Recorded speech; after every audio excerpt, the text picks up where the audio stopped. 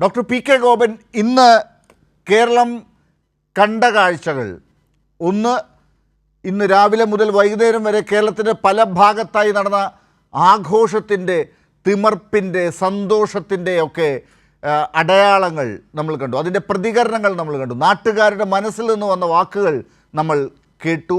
മുഖ്യമന്ത്രി പറഞ്ഞത് ഇതാവർത്തിക്കണമെങ്കിൽ തുടർച്ച വേണം. കണ്ടില്ലേ, 2021 അത് ആവർത്തിച്ചതുകൊണ്ടാണ് ഇന്ന് ഇതൊക്കെ യാഥാർത്ഥ്യമായത് എന്നാണ്. അത് കഴിഞ്ഞ് വൈകുന്നേരം ഒരു യാത്രയുടെ അന്ത്യം, യാത്രയുടെ ഒരു ജാഥയുടെ സമാപനം, അതാണ് നല്ല വാക്ക്, അത് നമ്മൾ കണ്ടു. അവിടെ നമ്മൾ കേട്ടത് ഒന്നും പഠിക്കാതെ വന്ന് പോക്കറ്റിൽ നിന്നൊരു കടലാസ് എടുത്ത് ഒരു 5 ഗ്യാരണ്ടികൾ പ്രഖ്യാപിക്കുന്ന രാഹുൽ ഗാന്ധിയെ ആണ് നമ്മൾ കണ്ടത്. ഇത് എന്താണ് കേരളീയർ ഇവിടെ ആശങ്കപ്പെട്ട് നിൽക്കുമ്പോൾ പെട്ടെന്നൊരു വിസ്മയം കാണിച്ച്, മാജിക്ക് കാണിച്ച് ഇങ്ങനെ ചുഴറ്റുമ്പോൾ എവിടേക്ക് പോകണമെന്ന് ആളുകൾക്ക് സംശയമുണ്ടെന്ന് തോന്നുന്നുണ്ടോ ഡോക്ടർ പി കെ ഗോപൻ? അല്ല, ജനങ്ങൾക്ക് സംശയമൊന്നുമില്ല ശ്രീലാൽ. ജനങ്ങൾക്ക് സംശയം ഉണ്ടായിരുന്നെങ്കിൽ അവർ കഴിഞ്ഞ 5 വർഷം മുമ്പ് കേരളത്തിൻ്റെ ഒരു തുടർ രീതി അനുസരിച്ച് ഒരു സർക്കാരിനെ മാറ്റി മറ്റൊരു സർക്കാരിനെ അധികാരത്തിൽ കൊണ്ടുവരുമായിരുന്നു. ജനങ്ങൾ നമ്മളൊക്കെ ഉദ്ദേശിക്കുന്നതിനും അപ്പുറത്താണ്. നമ്മൾ ജനങ്ങളെ അണ്ടർ എസ്റ്റിമേറ്റ് ചെയ്യേണ്ട.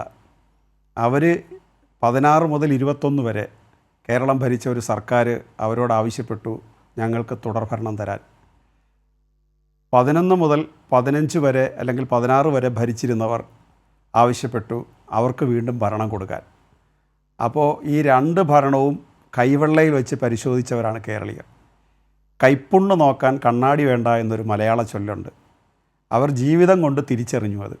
അതുകൊണ്ട് എത്രയാണോ 2016 ഇടതുപക്ഷത്തിന് ഭൂരിപക്ഷം കൊടുത്തത്, അതിനേക്കാൾ കൂടുതൽ ഭൂരിപക്ഷം 2021 കൊടുത്തു.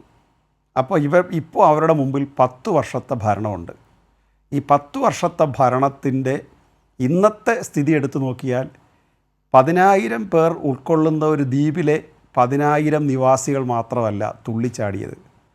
ഇടതുപക്ഷ വിരോധികൾ പോലും ഒരു സർക്കാർ ഇങ്ങനെയാകണം എന്ന് ഉള്ളിൻ്റെ ഉള്ളിൽ മറ്റുള്ളവർ കേൾക്കാതെ മന്ത്രിച്ച ഒരു ദിവസം കൂടിയാണിന്ന്.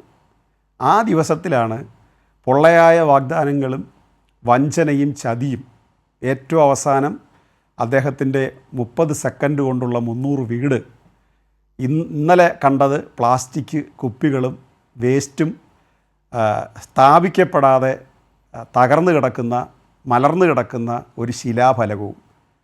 തെരഞ്ഞെടുപ്പ് കഴിയുമ്പോൾ കോൺഗ്രസിൻ്റെ അവസ്ഥ ആ ശിലാഫലകം ഒരു മെറ്റഫറായി, ഒരു സൂചകമായി നമ്മുടെ മുമ്പിൽ അവശേഷിക്കുകയാണ്. അതുകൊണ്ട് അങ്ങ് സൂചിപ്പിച്ചതുപോലെ ഈ കേരളത്തിലെ ജനങ്ങളെ സംബന്ധിച്ച് ഒരു കൺഫ്യൂഷനും ഇല്ല. അവർ നല്ലതുപോലെ കാര്യങ്ങൾ മനസ്സിലാക്കി തിരിച്ചറിയുന്നവരാണ്. ആ അർത്ഥത്തിൽ 2011-16 സർക്കാരിനെ വിലയിരുത്തിയതുപോലെ 2016-26 സർക്കാരിനെയും അവർ വിലയിരുത്തും. 10 വർഷത്തെ ഭരണം നേട്ടമാണെന്നും 11-16 കോട്ടവും അവർക്ക് മനസ്സിലാവും.